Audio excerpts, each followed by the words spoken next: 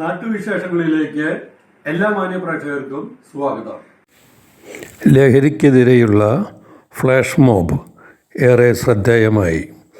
Palakkad junction railway സ്റ്റേഷനിൽ operation തുഫാൻ്റെ ഭാഗമായി Olavakkode saint Thomas higher secondary സ്കൂളിലെ വിദ്യാർത്ഥികൾ അവതരിപ്പിച്ച ഫ്ലാഷ് മോബ് ഏറെ ശ്രദ്ധേയമായി. ലഹരിക്കെതിരെ ബോധവൽക്കരണ പരിപാടിക്ക് RPF ഇൻസ്പെക്ടർ ഗിരീഷ് സി അധ്യക്ഷത വഹിച്ചു. Railway station manager Binoy George ഉദ്ഘാടനം ചെയ്തു.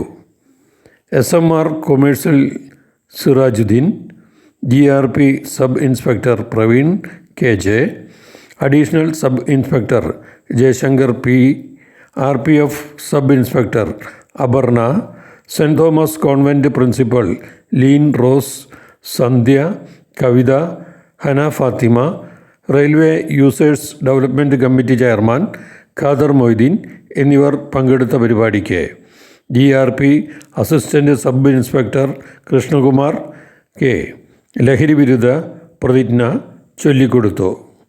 റെയിൽവേ ഹെൽത്ത് ഇൻസ്പെക്ടർ സിമിയ നന്ദിയും പറഞ്ഞു.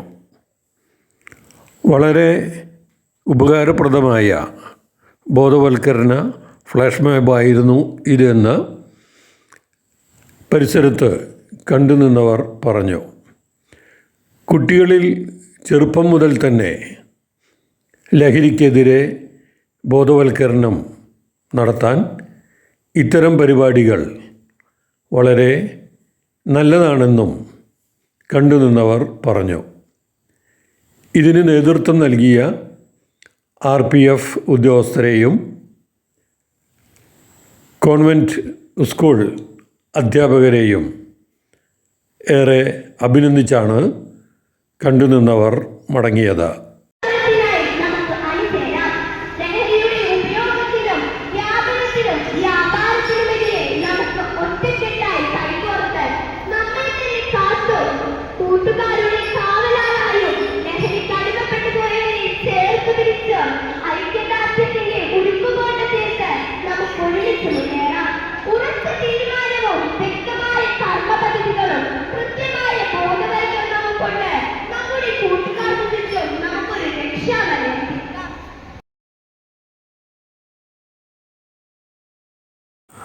നാട്ടിലെ വാർത്താ സ്പന്ദനങ്ങൾ ഞങ്ങൾ ജനങ്ങളിലേക്കും അധികാരികളിലേക്കും എത്തിക്കുന്നു.